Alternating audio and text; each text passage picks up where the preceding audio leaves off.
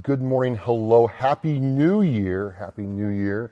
This is Travis with Oscar Mike Radio, on location in parts, well, not unknown. I'm in Lakeville, Massachusetts, at a place I've been before and really have come to know and love. I'm at Red Seal Martial Arts with returning guest Shaun Schubert, who's the owner of Red Seal, and we're going to talk about a lot of cool stuff for the first podcast of Oscar Mike Radio for 2020. Shaun, welcome back to Oscar Mike Radio. Thanks, Trev. Thanks for having me. Oh, no, man. Thanks for being here. Really, I think the first theme for this year is about investment and transition. And one of the things that I've noticed in the fight world, and I really didn't know about the fight world until I talked to you earlier, is you have to make an investment in yourself just like you do in the military. And a lot of guys get out and they quit making that physical investment. So my point is there's a mental transition out of the military and a physical transition out of the military. And you've worked with veterans, you work with vets. What do you think it is that we just kind of lose it when we get out? Well, I'm really not sure because I've never served myself. Okay. But just being as active as I am and knowing the little bits and pieces I do know about how the mind works is typically the guys that are going in and they have that high need for physical activity. That's their DNA, that's their blueprint. So when they get out and there's no activities and no places for them to go, then it kind of just builds up. They have that need, that desire to get out and move sandbags and bang around and maybe get physical and do some sparring and jiu-jitsu and wrestling or push the weights around or just get up and move because they have such that active lifestyle, but not just having that active lifestyle, but a desire to have that.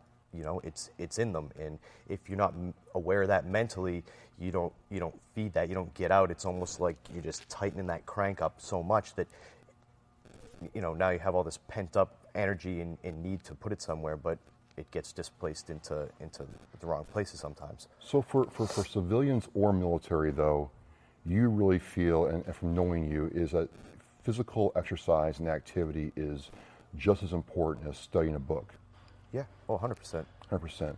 And a lot of us, and myself included, for a while, kind of lost. I'm like, I don't have to PT anymore. Screw it, I'm not going to PT anymore. I can eat whatever I want. I ate whatever I wanted. Sure.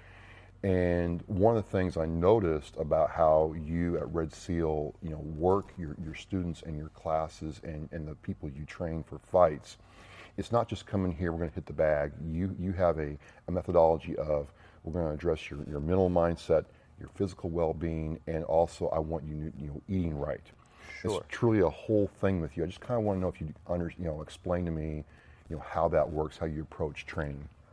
Well, everybody trains on a different mindset, a different reason, a different whatever, and again, knowing kind of the little bit that I do know about the psychology of it is you can see that some people are in here for a social aspect. Some people are in here to have goals, set goals, and conquer them, whether it's in a physical fitness nature or in a whole gamut of I want to become a fighter or I want to at least learn how to be comfortable enough in certain situations where I can throw my hands or, even use it as,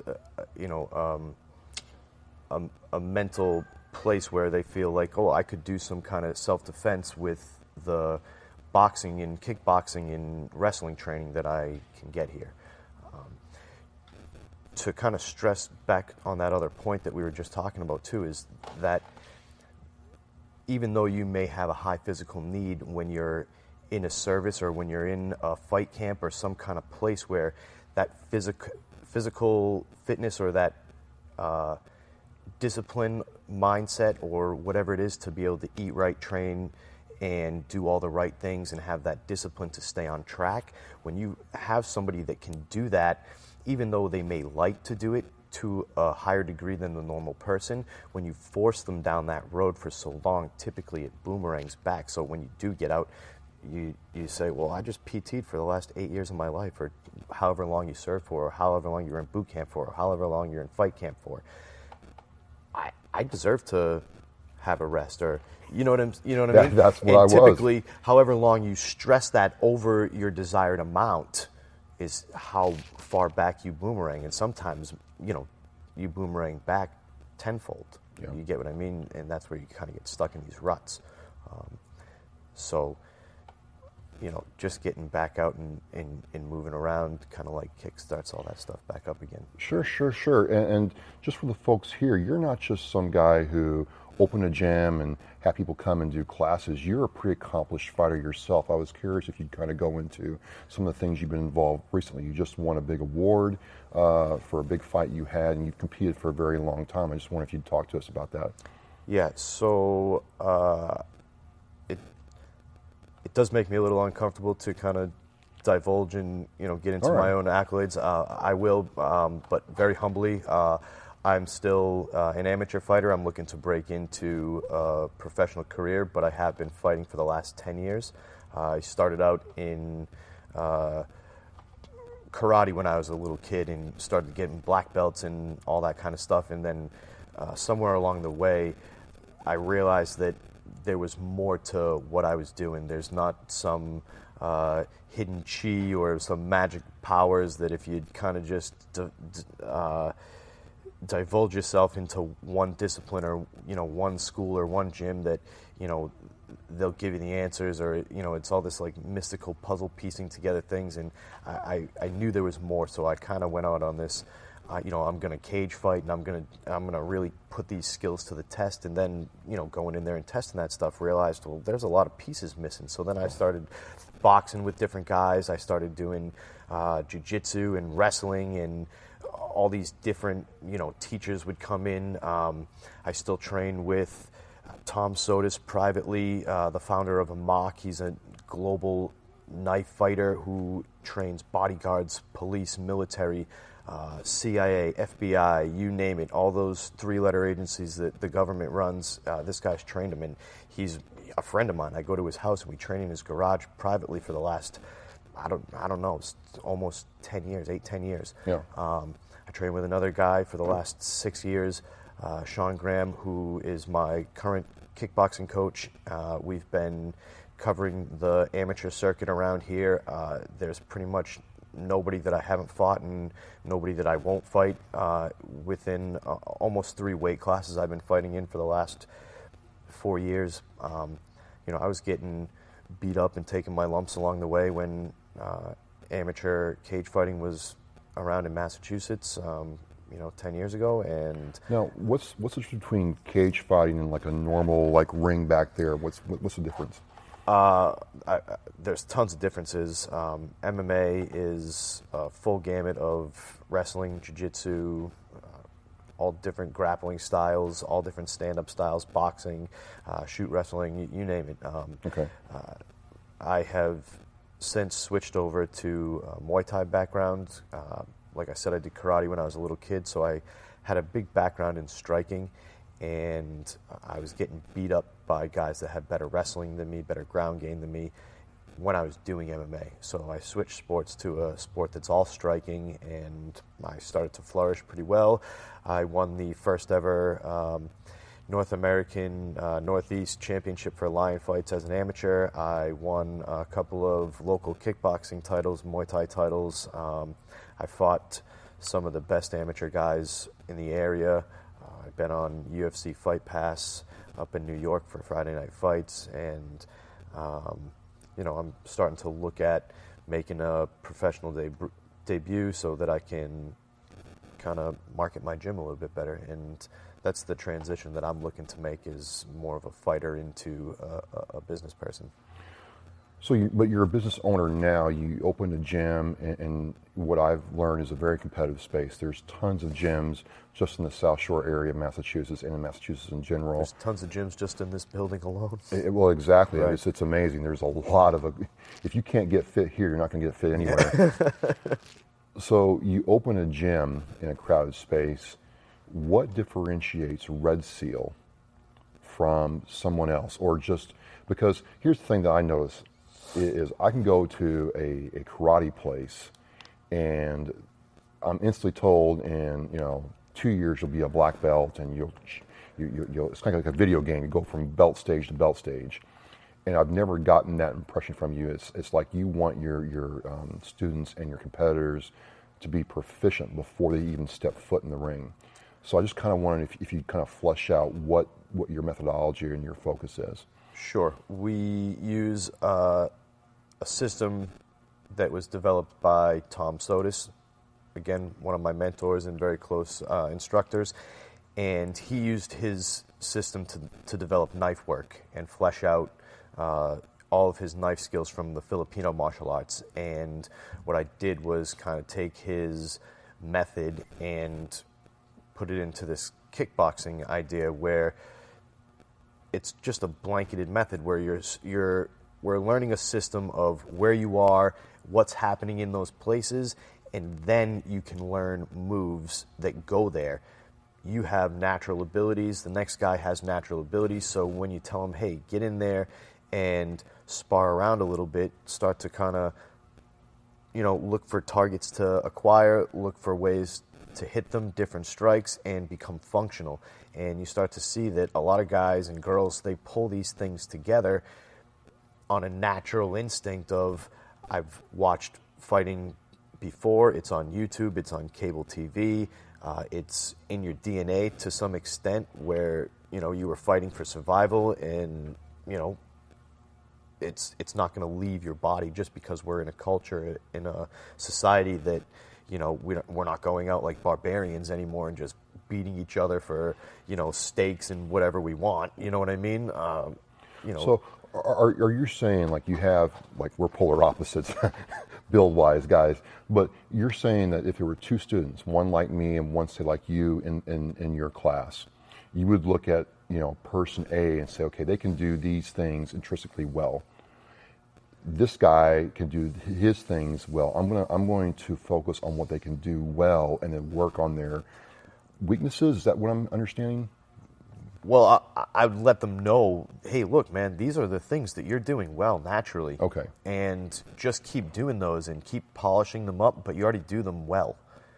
Here's the things that you may be missing or you may want to work on, and it might be different for those two people, but it might be the same. So there are some things that I could look at you both and say, hey, look, both these guys are doing some of the same things incorrectly, and we could focus both of you guys on that. And it doesn't matter your build, your size, whatever, because the human body still works the same way.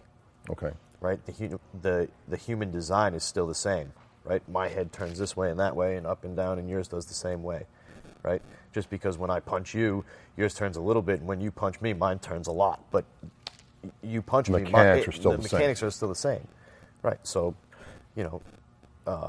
if all things were being equal, it would be the same mechanics and it would be the same principles that we would apply no matter what size you are. And depending on the difference between the size in us, I might be able to handle some of the stuff that you're throwing at me just because my techniques are good. Gotcha. So you have this system now. Now, when you have somebody come in who's fresh off the street and they start applying this, there has to be an aspect where they've got to own their own progress, right? Yeah, I tell a lot of people that coming here is like going to college. It's not like being in high school where you're going to sit down in a class and someone's going to give you a directive every little step of the way. You're expected to come in here, and especially the guys that are in the fighting realm of things, I tell them, hey, listen, man, your class starts at 7 o'clock. Be in here at 6 or 6:30 and start doing a workout, start getting warmed up, because when it's 7 o'clock, we're going to start fighting. And I'm not going to put push-ups and jumping jacks into your hour that you're coming here to learn how to spar or get better at fighting or having that fight experience, right? Doing things that you could do at your own house. Okay. You can do push-ups at home. Go do them. You can run at home. Go run. You can come here early and work out. Come here and use the equipment. There's plenty of bags, there's plenty of weights, there's plenty of space for everybody. So I run it more like a college mentality of like, hey, listen, here's your syllabus, here's the stuff you're going to learn. There's no, look, the guy that comes in as a white belt, right? He gets put in this box Here's the moves you're allowed to learn, and here's the material you're allowed to work on. Well, what if he's already good at some of those moves? Why would he need to work on them?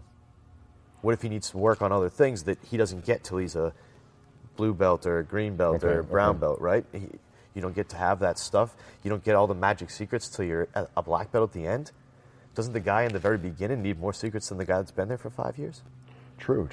Right? So why wouldn't I give that guy all the things he could have up front and say, hey, look, dude, here's all the things. Here's all the moves. Here's the best way to put, and here's the best way to think about it. Because you can't think of all these moves, right? That's like shaking up a snow globe and going, hey, all these things that are floating down, that's your moves. Go try and do one on this guy. He's been fighting for. So you want to give people the options. I break it down like this. Here's your strategy. Here are your tactics. And all sprinkled through those tactical places, there are hundreds of technical moves that you could make. Well, I'm glad you brought that up, because one of the things that kind of irritates me, why I've kind of shied away from ever, getting back into martial arts after the Marine Corps, was you stand in a typical class in a line and you do these kicks and punches as if you're got somebody in front of you. And I got in trouble one time. I asked somebody, I said, well, in a fight, you're not standing in a line.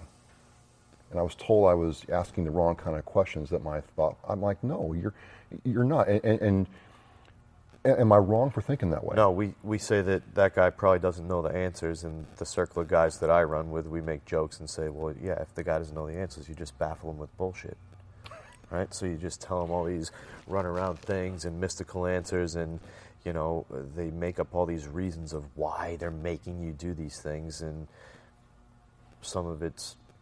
most of it's bullshit.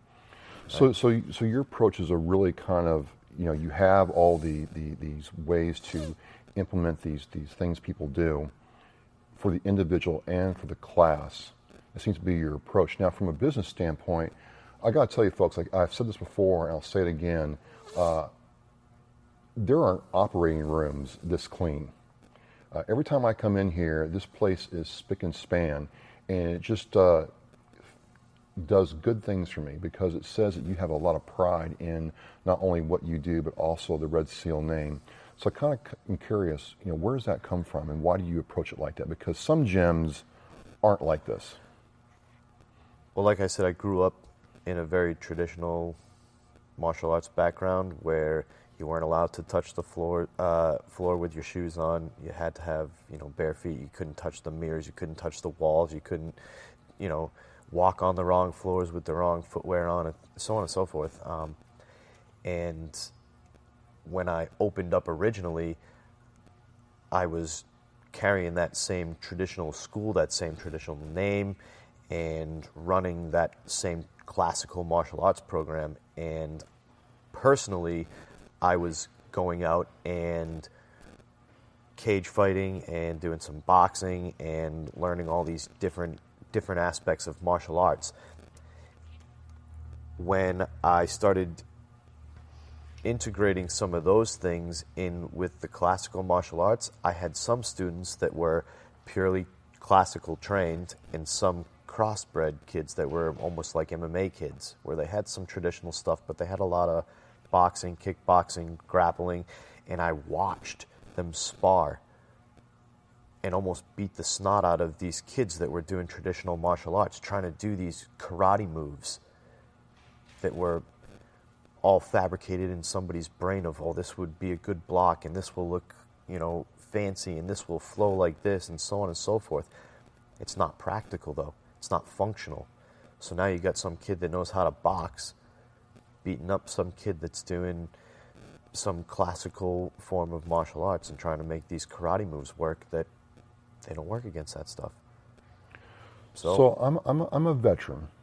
I get out of the military or right out of the military. I'm serving in the reserves 1 week in a month in this area of the country, or I'm a guy like me. I'm a weightlifter. You know that, and I want to give this a try. I want to say, you know what, Shaun, I want to come down to your training hall and get started. It sounds like I need a mindset of owning my training, inside and outside the gym. And then what else? How would you tell me to get started if I wanted to train with you? Well, first I'd really want to ask you what your goals were in coming here to train, because some people come here and think that they want to fight and quickly find out that they don't really want to fight that bad. They just want to train like fighters do, and we can do that. So we have lots of programs that are strength and conditioning based, but it's all sport specific to boxing, kickboxing, MMA style of training. We have bag classes that are, again, very cardio based, very sport specific to boxing and kickboxing. We have HIIT classes that are mixed with doing pads and conditioning at the same time. So it's like a half strength training, half skills training. And you can train with the fighters just like how they do. It's the same fight camps that they're doing, but you don't have to fight, you don't have to spar, you don't have to come to those classes. We keep all those things, like I said, completely separate. So let's use me as an example. Okay. I'm a weightlifter, and I'm trying to increase my weightlifting game. And we're at a point where, okay, you've lost some weight, you're moving well, you're moving fast. What's going to take to get me to the next level? Well, I'm going to need to increase my level of physical fitness. So if I approached you right now, I would say, Shaun, I want to get more physically fit. I'm not sure I want to compete in fighting because, I'm old and I'm trying to stay in one piece, but I definitely would like a level of knowledge and competence that I could defend myself or at least spar with somebody if I want to do that. Sure. No problem. No problem. I would for sure start you off with doing some pads and conditioning classes. I'd also push on you maybe a couple of HIIT classes once or twice a week to start off with, so that you're getting that full hour of strength and conditioning. And I'd let you know that the way that this workout is designed, just because it's sport specific for fighting, doesn't mean that you won't have gains in your weightlifting, because you're going to become more flexible, which is going to increase your range of motion, which is going to increase your power. Yep. So little things like that, when you increase your mobility and your flexibility, it's naturally going to increase power anyway. So guys that are doing weightlifting and that want to lift more, we lift weights in here, just not the same as the way you guys do it. Right. We're moving weight around. We're moving body weight around. We're doing a lot of things that are plyometric, and they're used for explosive reasons that you could completely convert into that mindset of, I want to become more explosive. I want to become more powerful, and I'm going to increase that by doing things that increase my flexibility, my mobility, my range of motion, my explosiveness, and obviously that would transition into not just throwing a strike and hitting somebody, but also jerking and cleaning weight and putting it over your head, and deadlifting and squatting and whatever you want to do. So one of the things and that sounds kind of how we'd have to approach this for 2020. One of the things that also, folks, I want to point out here and have you speak to, Shaun, is you can follow Shaun on Instagram and Facebook and other places that he has, and he's always showing class video work. And it seems like you have a very different culture than a lot of gyms. Not every gym's different, right? But each gym has their own culture. And one thing that's clear is whether you're a female or a kid or an alpha athlete or an older athlete like myself, everybody is working hard and encouraging others. It's very clear when you come down here and watch a class. Is that truly Red Seal's culture, and how do you make sure that's maintained? I think it is, and I would maintain it, again, by the mindset of how things work in here and the methodology that we use, which removes all the ranking of, this guy's a black belt and you're a white belt, so you're an underling and he's an overlord and this thing and that thing, and it becomes very, people's egos get very big in those type of systems and those type of cultures, and typically, they're mushrooms anyways. They get kept in the dark and fed shit, and they're big fish in little ponds, and they never go out and go anywhere. They never fight. They never do anything. So any boxing gym or kickboxing gym or MMA gym where guys are actually fighting and sparring and doing that work with each other, typically that culture is really there anyways, because there's no rank. Everybody gets punched in the mouth. It doesn't matter. Everyone fights together. They bleed together. They sweat together, and we come together as a family because we know that we're helping each other out. You know, we have a really common saying in here, and I love to say it to people that are, you know, kind of not taking it easy, but not working with people, you know. And I tell them, hey, listen, dude, you're not helping them by helping them, right? So everybody kind of gets punched in the mouth here, you know, not with malice, not with disrespect, but as a learning process to say, hey, listen, dude, I can touch you. I can get to you. You got to fix that block up. And it doesn't matter if you're 8 or 80. And I would say to you about being too old that you're never too old. I have 2 guys that are in their 70s. One of them is a retired veteran from the Navy. He was in Vietnam. Get out, really? And he boxes with me every Tuesday morning, never misses a class. He does an hour private lesson, and he's the nicest, most humble man you'll ever meet. But he's a grinder. He's you know, I tell him all the time, he says, you know, you'll never get rich and famous with a guy like me around here, but I'm real glad you trained me. And, you know, I tell him all the time, I wish I had kids that were 15, 16 years old that trained like you.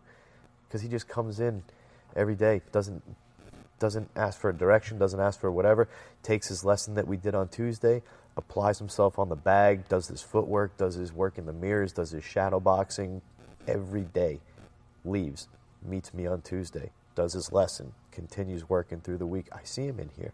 I walk in with my coffee. He's already in here, punching the bag. That's awesome, dude. That's awesome.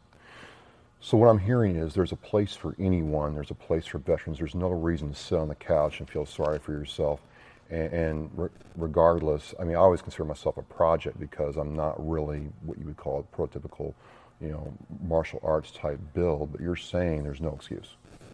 I haven't found one yet. That's cool, man. That's cool. I just think that it's great that, you know, you have this way for a veteran or a person to, you know, maintain that high level of physical fitness and activity.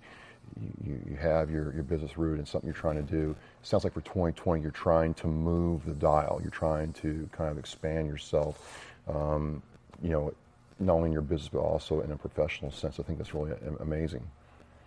So one of the things we talked about as we kind of wind down is, you know, we had done some podcast work together previously, and you reached out to me about doing some more stuff around here. So kind of leading up to this is, you know, folks, what we're going to do, if I may, Shaun, is when Shaun does a competition or has his classes doing stuff, you're going to see my face doing some announcing work and some promotion work around that. I'm very excited, and together, I'm going to say this, I'm just pleased to say, Shaun, I mean, it sounds like we're going to do some really cool stuff together in 2020. You're going to be my 3rd sponsor. Yeah, it's going to be very exciting. Now, I'm just curious, of all the guys you can support out there, and I'm sure people ask you for stuff all the time, you know, what kind of led you to a point where you're like, hey, Trav, I want to meet you and talk to you about supporting Oscar Mike Radio and what you're doing for veterans?